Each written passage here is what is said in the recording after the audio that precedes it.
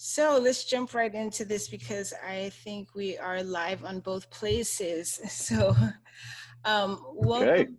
Yes, yes.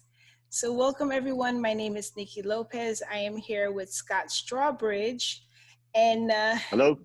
yes, and so we're on Zoom doing this webinar. We're also on Facebook Live under Niki Lopez Creative.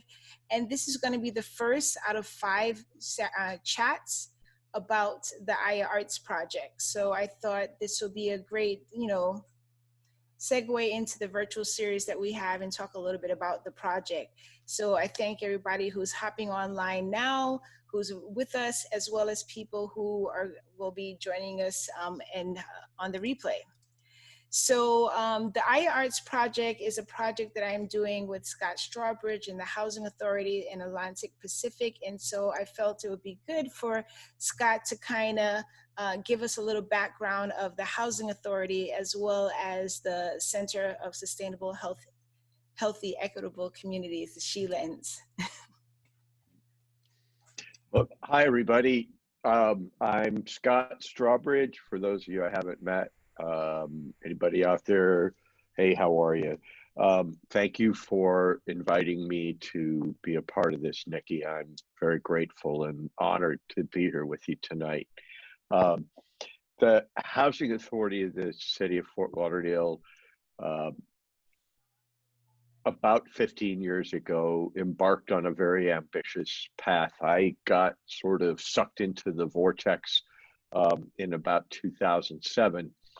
And this movement was just beginning, and the movement was to eliminate what's called public housing, old dilapidated housing that was run by, financed by HUD and sort of what we all know as the projects, and to take all of that and transform it into something new and different that still served folks who needed affordable housing, but actually divorced from HUD for the most part.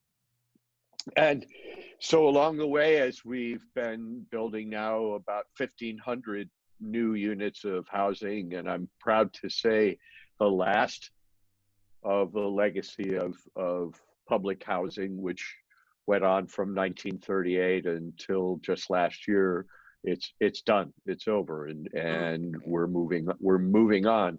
And one of those and now that all that old housing is done, we're actually taking advantage of new opportunities to build more. This started with the idea of quality before quantity. Everybody says to me, Scott, boy, you guys have built a lot of housing in the last 10 years, and that's true. But we've only added about 200 units of new housing. We've replaced over 1,200 units of old housing. So it's been quality, not quantity. And along the way, we've had a lot of fun. We created one of the first LEED certified neighborhoods in the world, Northwest Gardens. Actually, I'm excited to say Northwest Gardens 6 is now on the boards. In 2010, I, along with the community, published a master plan to build 4 phases, about 440 new units in that area north of Sistrunk and west of 9th Avenue in over a period of 10 years. That 10 years came to an end this past May. And I decided to semi-retire. But I'm proud to say that we finished everything in the 10-year plan during the first 4 years and went ahead and raised money to build another 100 units. And we've just raised another $40 million in public-private partnerships to build phase 6, which will actually bring it to 700, almost 800 units, where our plan was for 400. So it's been very exciting, and we created an urban farm, and then we launched the art house, now the Old Dillard Foundation Arts and Heritage Center, a very active focal point in the Sistrunk community. And I got to know Niki very, very well through the Sistrunk Artists in Residence program. We kind of knew each other a little before then, but we, over the period of the last 5, 6, 7 years, I thought it was really important to make sure that artists knew that the housing authority was creating a welcoming place for them as well as our families, as our seniors, as our young couples, that artists would know something that I want all of you to know. If you qualify financially for our housing when you move in, as an artist or an entrepreneur, and your income grows, we, after 2 years, don't ask any questions about that. You can stay in our housing, and this is a real key for us, especially with the arts community, to say, come, take advantage of Kennedy Homes or Northwest Gardens or Sailboat 2, which we're going to talk about in a minute, and know that your housing is going to remain affordable. It breaks my heart to see around the country and around the world where artists come in and put their soul into a local community only to find themselves disenfranchised because the rents have become too high. And I wanted to do something about that. So we have along the way. And now I just saw it today on Amazon. You can go on Amazon Prime. I got to put in a little plug for this and watch Heroes of 6th Street, a movie that was made by the Actors Cultural Theater, part of the Sistrunk Arts Partnership, that is really a lot of fun. Please, I'm going to put that out there, and later on I'll post a follow-up. Heroes of 6th Street for any of you Amazon Prime subscribers. A great story about the struggle between healthy food and the preservation of culture in a community and encroaching development, and how there's a superhero in all of us that is ready to roll to take care of those things. So along comes Sailboat Bend 2. We rehabilitated a 1977-story building right on Riverwalk. And I'm very, very proud of that. And then we decided to tear down a little 1-story office building, and there we're building a 9-story senior housing. Senior, but also important, because I'm an active older adult, and that senior thing kind of gets to me. This is 55 and up. So I know some of my friends out there, that might be of interest. And it will be affordable housing, so the rents are going to be very, very favorable. And we had this beautiful lobby, this sort of ground floor retail experience that the city likes us to have. And so we decided to treat the lobby like a gallery. It's going to have some wire cable systems out in the middle of the space where art can hang and be seen from 3 dimensions, and lots of neat lighting and some custom furniture to create a really nice ambiance. And so therein was the seed of the idea for the Aya Arts project.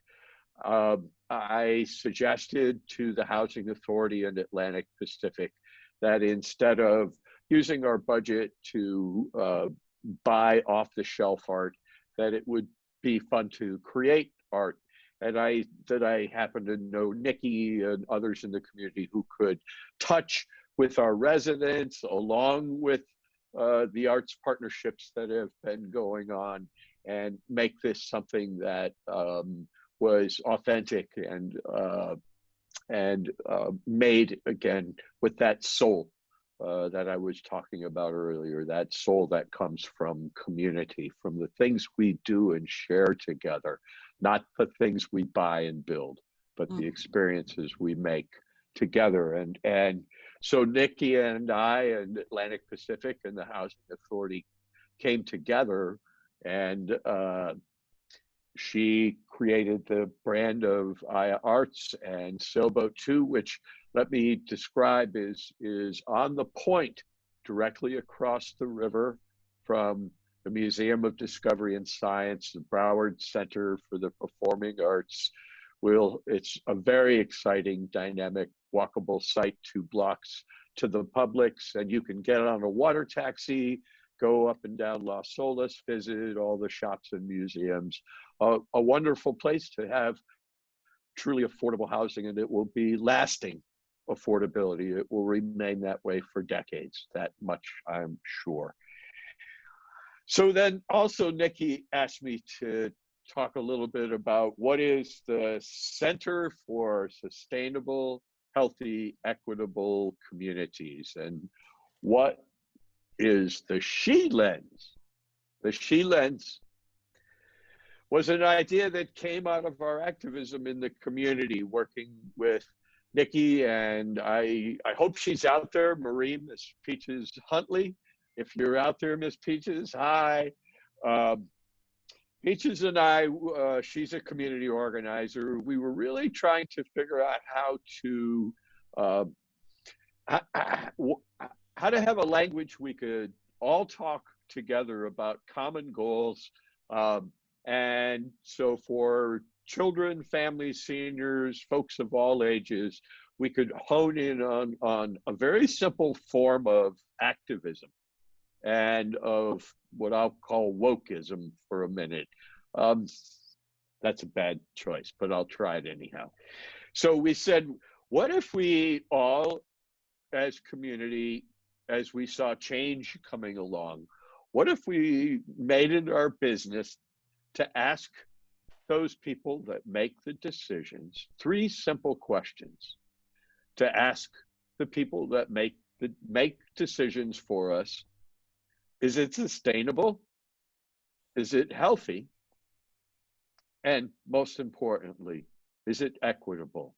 Is it going to be fair for all concerned? And along the way, actually, I'm going to switch off my screen for just a second to show you while I'm talking. We created an icon that is our visual representation of the She Lens. And then as I was thinking about finishing these goals in Northwest Gardens and being eligible for senior housing, 11 years, actually, I'm over age almost, decided last year to start a little nonprofit. And it became entitled the Center for Sustainable, Healthy, Equitable Communities. And there, along with advisory partners like Niki and Miss Peaches and Brianna Snitchler from Austin, Texas, Ryan up in Detroit, Holly, Marie over in Ohio. Actually, Marie's out in Colorado, and Danielle down in Miami. We're all kind of a band of gypsies trying to do good community work. Part of that work now is helping the Housing Authority continue on.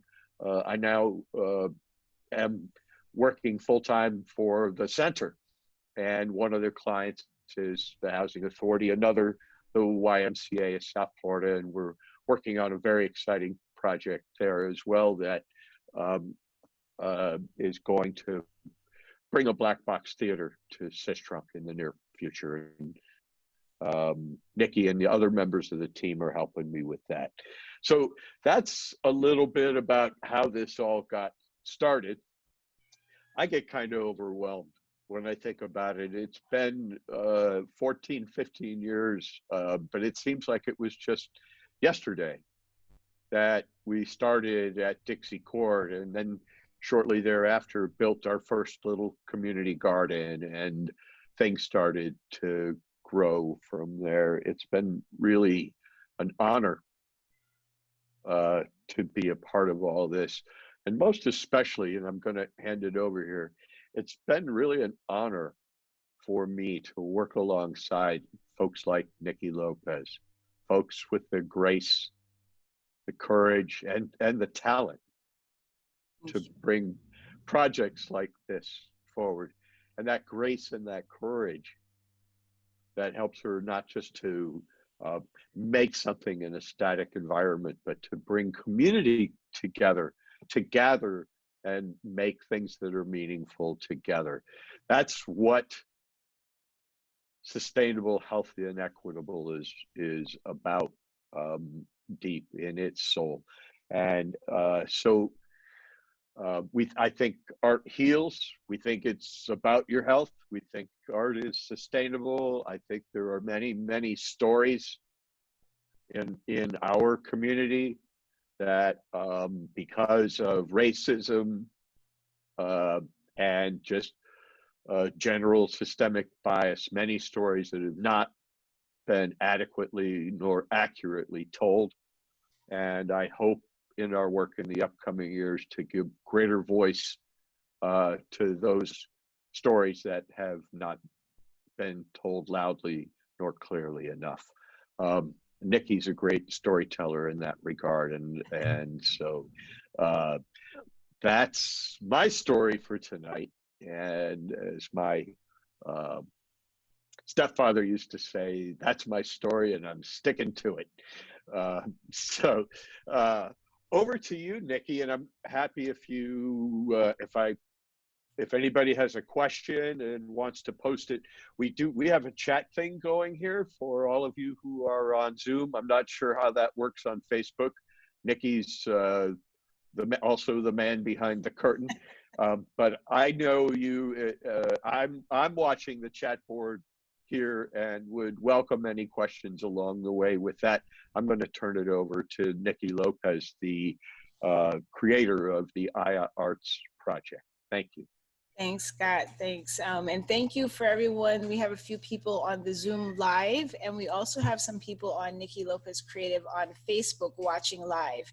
So like Scott said, if you have a question, put it in the chat, on Zoom, or you can put it in the chat on Facebook. I actually have another screen going, so I got a couple screens going to watch, and we'll definitely get to any questions. So just a real quick intro about me. I'm an artist, I'm a curator, I'm an activist, a cultural programmer, and I do a lot of work in the community. I'm very connected to art with a purpose, art that's, is telling a story, creating a legacy, talking about things that's not always discussed, bringing visibility to places that, we sometimes forgot, or people that are not always mentioned. So I was really excited about this opportunity to partner with Scott again. Like you said, we've done a lot of projects together, whether it's graphic design or arts or, engaging the community. It's always been, within that realm. The other thing that I do is a project called What's Your Elephant? I have a t-shirt on. And so What's Your Elephant is a movement to use the arts to create safe spaces, to talk about, to bring awareness to anything unspoken. So they have a lot of different facets. We have art shows, we have talks. We have an art show coming up next month that will be semi-physical, mostly virtual, and people get to share different things that either they are holding as an elephant in the room for them, or just different topics that they, we want to discuss. So I thought it was really nice and important to give a little bit of an overview of the collaborations coming in here, because they all kind of layer in why we're doing this project, why it's important to us. And so there you have it. The Sailboat Bend to, thank you, Dave. He says, glad you're sharing, thank you. So the Sailboat Bend 2, like Scott said, it's gonna be, I'm trying to see if I could pull up a little picture on it, what it was looking at, like, let's see if I could share my screen with that. So this is where, well, it's a little bit further along now, but this is one of the construction, this is in construction, what we have going on. And so I'll get to the call in a minute, but I just wanted to kind of show you guys a little bit of what that looks like.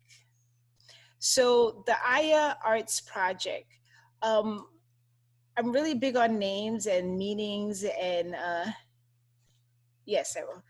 Names and meanings and having them connect to whatever the works that I'm trying to do and have a deeper meaning or a deeper look into things. So I'm going to share my screen one more time to show. So if some people may be familiar with, they have what's called Andikra symbols. They're out of Africa, and each symbol has a meaning. And so one of the things, this housing is going to be affordable housing for seniors. And a lot of times with affordable housing, you have a lot of, the demographic is going to be, you know, there's going to be a larger demographic of either Black people, people of color, indigenous people, you know, minority groups sometimes fall into those categories. And, you know, I like to bring in different symbolisms because that's also part of our culture and it's part of Black culture, and some of it's forgotten, some people. So it's also a way of educating and sharing different things. So the Aya, which is the fern, which I was really drawn to, it says, a symbol of endurance and resourcefulness. The fern is a hardy plant that can grow in difficult places.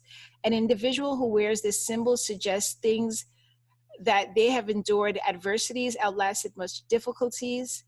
It indicates a willingness to persist even when adverse circumstances make it difficult. Towards the top, the obstructive influences get smaller. This means that one continues to choose the path without wavering. The difficulties diminish as well. So one of the things that drew me to that is, you know, when we were talking about the project and Scott's mentioning the intentionality between, you know, making sure voices, you know, like, you know, honoring honoring Black legacy that's in Broward County, honoring the indigenous lands that we're on, but also honoring the space where we all occupy and how we're connected and how things, you know, moving forward, how can we connect, how can we understand each other? So those are some of the aspects that was brought into the Aya Arts Project. There was a question, it said, okay, so David asked, can you share some of your curation, goals of your curation? So with the Aya Arts Project, and I'm just gonna put right now the call, if you don't have it. There's a call for artists now that's up until July 31st. So, and the theme that we're focusing on is like, you know, honoring that space of where there's, you know, minority groups, there's indigenous lands that we're on, but wanting to express how we're connected. So, you know, looking at artwork of diverse backgrounds, whether it's diversity in the artist or diversity in the subject matter. And it doesn't have to be something that's literal. You know, it could be abstract, it could be a theme. So there is a call for works that are ready to hang. There will be a small honorarium given to the artists. And there's a couple other things that we're doing for the artists. We're going to be making a plaque, and all of the artists that have been contributing to this work, their names will be on that plaque. We also have a twofer. We have Kathleen Dean, who is a great award-winning female filmmaker, who she's going to be creating a documentary style video about the Aya Arts Project journey. You know, some of the artists in there, what's the reason behind it and how it looks and there. She's also going to be creating a piece that will be a part of one of the art pieces. It's going to be a video installation in the building. So those are things we're looking at. So there are a couple of people, I think we have Nikki Detour Butterfly, who's on the call right now, that's making commission works. So if you have work that you feel, you know, fits the theme or fits, you know, that will complement a space like that, because the thing is, a lot of times these people who are in affordable housing, especially seniors, they don't have access to the art. They don't have access to going out to art shows and things like that. So this is also another way of us beautifying their space, but bringing that art to them, that they could be in their home and have all this beautiful art inside of their building.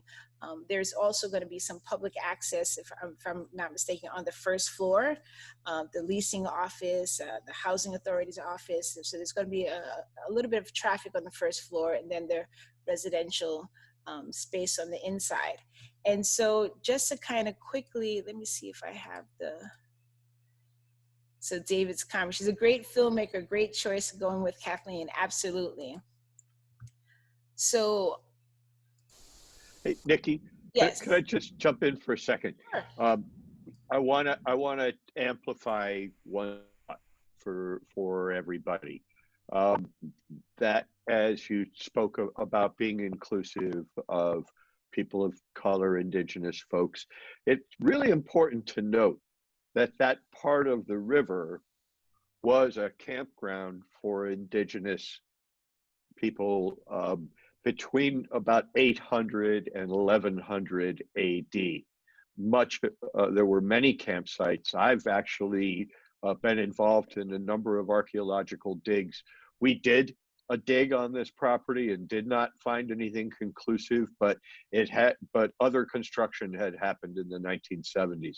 What I'm saying is that this was not our land to begin with, and then people of color came and built the buildings that were there. So this really needs to, this story is really not just about our general surroundings, but specifically right at this site is part of the story. It's only a few hundred yards from where the actual fort was, where Major William Lauderdale came and slaughtered the Indians. So, you know, yeah, I want to encourage anybody out there who might apply. There's more than a few hundred years of history, and then also the future to be considered. So thanks for letting me interrupt for a minute. Absolutely. And that's one of the beauties of the project, you know, to be able to give that space to talk about some of that history that either some people, it may be uncomfortable for them, or they just didn't know, you know. There's actually, you know, it was interesting. I was on a call a few months ago, and the call had people from all over the US, and part of their introductory, they actually mentioned the indigenous lands that they were occupying. So they knew all of those things. So, you know, giving a voice to that, giving some space to that, hoping to welcome in some art and conversations with that, that's definitely one of the intentions behind the project. So the other thing here is just to kind of go over the call, trying to see the best way to do it. So we have some artists that have submitted work already, and we're going to be going through them to, you know, pick out some pieces to go into the space. There is also a note on the call that if someone has an idea, so there's one artist, I don't know if I should shout him out, like for example, Andrew, he wants to submit work. However, reading the information, he actually wants to make a piece specifically for that. So if you have an idea, now the call is open until July 31st. We do need to get all of the art here to us in South Florida. By the end of September, I'm going to have more of a firm date. We do have storage area until the building is finished, which I think is going to be finished this year. And so there is places that we could store it until then. And so if you have artwork, and artwork meaning paintings, it could be an installation, it could be photography. If you have artwork that could be hung on a wall, there's also a couple of free standing cords from both side locations where we're going to be hanging art. Please apply for the art. If you know an artist that has artwork, you know, share the call with them. there are a couple of people, for example, we have Nikki Detour. She's making she does copper art, and she's making a 2-wall copper art installation. So if like sometimes I get an idea. If I read something, I'm like, ooh, I have an idea. So, of course, if it's completed work, definitely send it in. The call is going to ask you for the images. It's going to ask you for your name, your social media, because one of the things we want to do also is highlight the artists that are contributing to this project. So there will be a social media campaign sharing the artists, the artwork, and things like that along the way for this project. Nikki's doing a wall installation. We have Kaula Noridin. She's doing 4 panels of artworks. So if you have an idea for something, please, feel free to send me a message. I'm on Facebook, I'm on Instagram, and you could send me a message or have an idea, or if you want to fill out the call and just have a rough sketch of what you want to do. But again, you don't have to make art for this.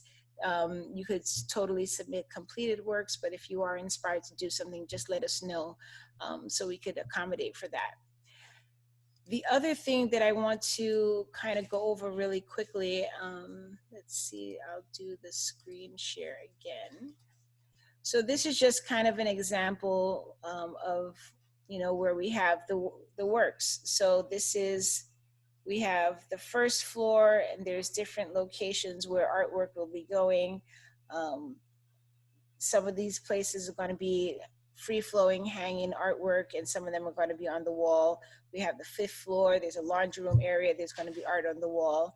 We also have an elevator area, which across from the elevator area is going to be a wall that's going to have some artworks as well.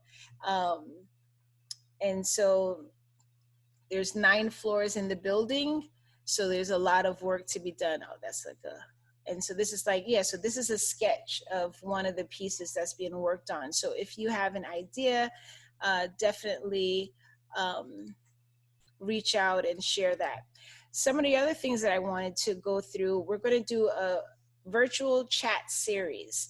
So there's going to be 5 virtual chats, community dialogues. So this one is the first one. It's going to be, Scott and I is on this, where we're just kind of giving an overview and answering some questions in the end. The second one will be July 29th. So all of the virtual chats will be on Wednesday at 6:30. And they will be Zoom and Facebook Live. So it'll be a Zoom panel, and then it'll also be a Facebook Live. And I see, Michael, you said you have an idea. Definitely, I like to hear it. I'm just going to read, and Zifra said, growing in difficult places, snaps to that, absolutely. And G said, love the use of the Ndikra symbol. The African American Research Library and Cultural Center incorporated Ndikra symbols as well. Yes, so we have a few of them incorporated, and I think that's just a nice tribute to some of the diverse culture and some of the Black culture that's in Broward County, that's in the United States, and kind of connecting to that homeland. So absolutely. So the second call, the second virtual chat will be July 29th. And that's going to be Black Legacy of Broward. So we're going to have Emmanuel Lewis from Create and Black Broward is going to be one of the panelists. Derek Davis of Kumba Davis Art. We're going to also Emmanuel have George, Nikki. Emmanuel George. Why did I say Emmanuel? Yes. Yeah, I don't want you to leave without making that square. Hey, Emmanuel, I hope you're out there. Yes. So Emmanuel George of Create and Black Broward, he's a local artist and activist and historian. So he's collecting a lot of history. He does film, he puts on art shows, and his focus is on Black artists in Broward County specifically. So he would be a part of that. We also have Derek Davis. Many of you know he's a great historian, and so he will be here. We have artist Shire Riggins, Vanta Black. She's also going to be a part of the panel, and she's also doing some commission work. We have Kaula Naima Nuruddin, who is an artist and curator of Spady. So that conversation on the 29th is going to be talking about the Black legacy of Broward. We're going to bring up some of the people, some names of some people, some we know, some we don't know. We're going to be there to explore. Also, what does, creating legacy, preserving that legacy and using arts to connect to legacy, what does that look like? So that's going to be a community dialogue on the 29th of July. August 12th, we're going to be talking about the indigenous legacy of Broward. So we're going to have some panelists focusing on some of the indigenous land, some of the people that were here, some of the, activities or culture, or just, honoring that space. So that's going to be August 26th. September 16th will be the Aya Arts, the artist talk. So there's going to be some of the artists that has contributed work. We're going to have them on a panel similar to this, and we're going to be talking a little bit about their artwork, showing some of their art, and having that conversation. And then the 5th will be the 26th will be the community partners. So we have some community partners that we're just establishing relationships with, where they're going to be helping to share, to get the call out, to help promote the event, talk about the story. So the community partners, people involved with iArts Project, we're going to have some of them there. So each of these is going to be a little bit different. Each of these we're going to have anywhere between 2 or more panelists. And it's going to be a community dialogue. So it's definitely not a lecture. It's meant to be, a conversation where we're sharing as well as asking questions. We do have Miss Peaches on Facebook. She says, "Hey, family." Thanks for joining us. So then we also have, there's going to be— Hi, Peaches. There's going to be 2 art making workshops. So one of the art making workshops, we're going to have an artist that's going to lead a community art making workshop. We're partnering with AMI, which is one of the DJJ sites. They deal with a lot of youth that's going through some troubles and, giving them guidance. So we're going to have an artist that's going to do a workshop, a collaborative art making workshop, focus on those youth, and going to work with the youth to make a piece of art or a collection of art that's also going to be a part of the building, permanent installation in the building. And then we're going to also have one community workshop where it's open to the public. Now that one, because we are in a global pandemic, it's still a little up in the air of whether it's going to be in person later down the line, a few months from now, right?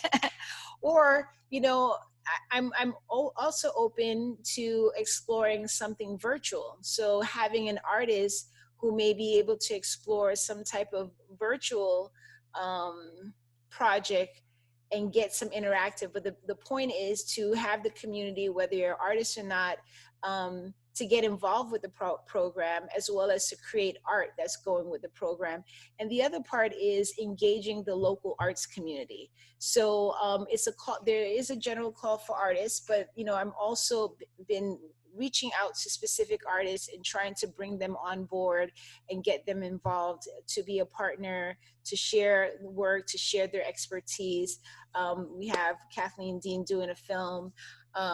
So partnering with local artists and giving opportunities with local artists is also something that's really important with this project.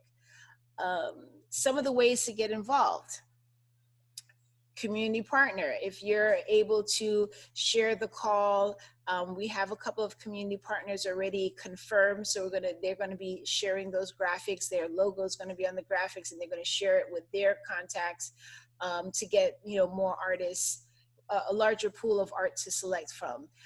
Helping to spread the word. So, if some of you may know me from Facebook, I have Niki Lopez Creative. I have What's Your Elephant. There's also the Housing Authority. I am also on Instagram with Niki Lopez Creative or What's Your Elephant. And so we're going to be sharing a lot of content over the next couple of months. So helping to tag people in that, to share the graphics, to repost it, and things like that are also going to be helpful. And that's pretty much it that's kind of the gist of it. I'm really hoping that you all can, be a part of this journey with us, contribute, come to the panels, contribute to the conversation, contribute an idea. Definitely open to that. And I think I mentioned all of the questions that I saw so far, but I'm going to open it up if anyone has any questions, or if Scott, you have anything else to add. That's pretty much what I wanted to share. I saw you had this, it looks like a different language, Scott. It is. It's actually Maori, which are the indigenous Aboriginal tribes from New Zealand.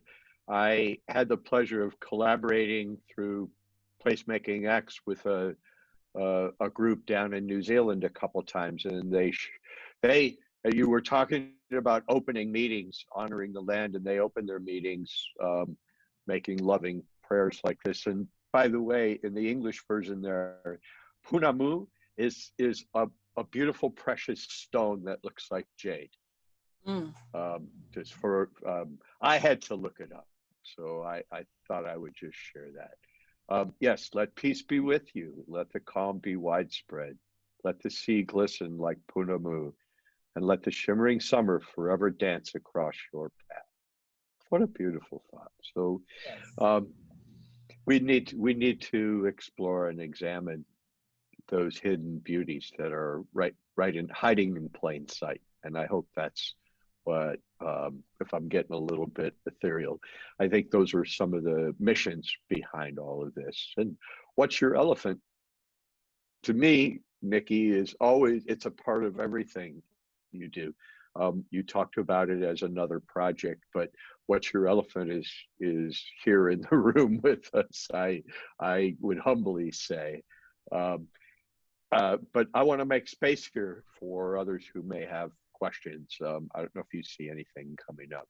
Let me see. And I see Shire, we just talked about you a couple of minutes ago. So Shire is going to be doing 3 commissioned portraits of 3 Black women that are that's significant to Broward County. And so she's going to be on the next call, which is again July 29th, which is a Wednesday, and we're going to explore that. But she's also one of the commission artists. Katiana, I'm excited to hear about this project. Thank you for sharing. Absolutely, Katiana. And I'm hoping that you want to submit some art or even make a piece. There is one woman, and I know I'm always asking Scott, what's her name? Sylvia Aldridge. Aldridge. Yes. Yes. So she's someone that's significant in Broward County. And I don't know her full history, but I know. She was a woman entrepreneur in the Sistrunk community, and became an employer and an empowerment source for many women in the community to work. She got a domestic service business going, but she had the uniform business. She had everything organized, and she trained folks and got them empowered, helped them get jobs, and took a lot of risks in doing it. I had learned from the Historical Society that there were lots of stories about her, but none of them had ever bubbled up publicly. They're just in the books and in the pictures over in the museum. And so that was one of those stories that I had suggested to Niki maybe we could bring to life. I think if folks were interested in knowing and didn't know who to shine a light on. Stay tuned for the session with Derek Davis and Emmanuel George. Don't let me tell you, let them tell you, because they know who moved, who shook, how everything happened. I know a little about it. I'm not gonna shy away. I've always been a history buff and a preservation advocate. But in this instance, Niki's bringing folks in who are experts, subject matter experts.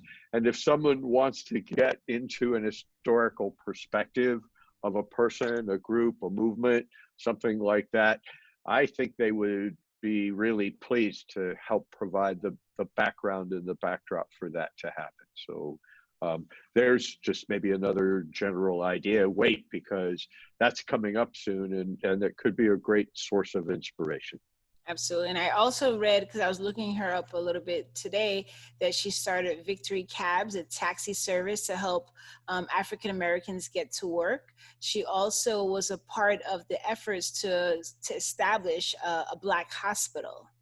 So, you know, she has a lot of history and, you know, things like that, you know, artwork that's going to, you know, pull out some of that and honor her legacy.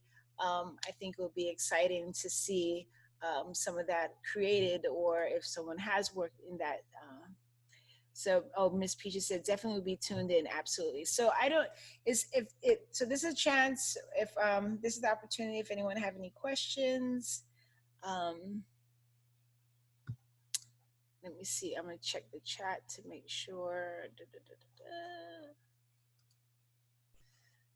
So I think, yeah, so I think David asked a call about the call for artists, which I put there.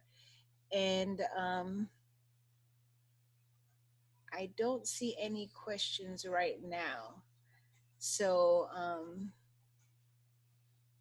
that's fine. Well, yeah, I think maybe it's time to say thanks and good night. But Niki, maybe you should.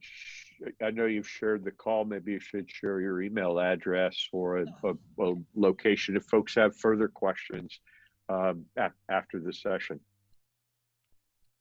Yes. So let me.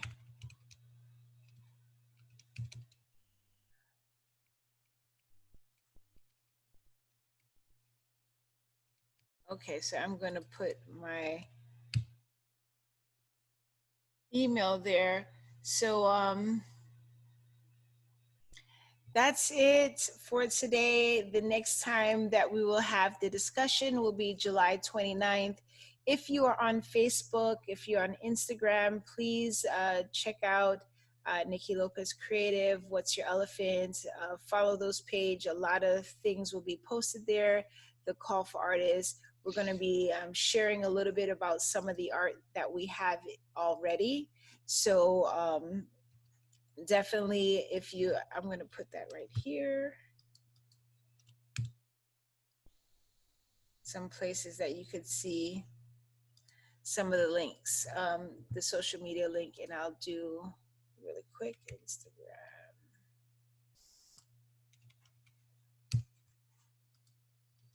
So if you're on Facebook or Instagram, please, you know, give me a follow and stay with the journey. And thank you all for being here. Thanks, Scott, for taking some time out and sharing about the Housing Authority and the She Lens. Thanks. Yes. Thanks for having me, Niki. Absolutely. And thank you for the people who are here live, as well as the people who may watch it later. Thank you. And if you have any questions, my email, nikilopez@gmail.com. That is nikilopez@gmail.com. Thank you. Bye. Good night. Thank you.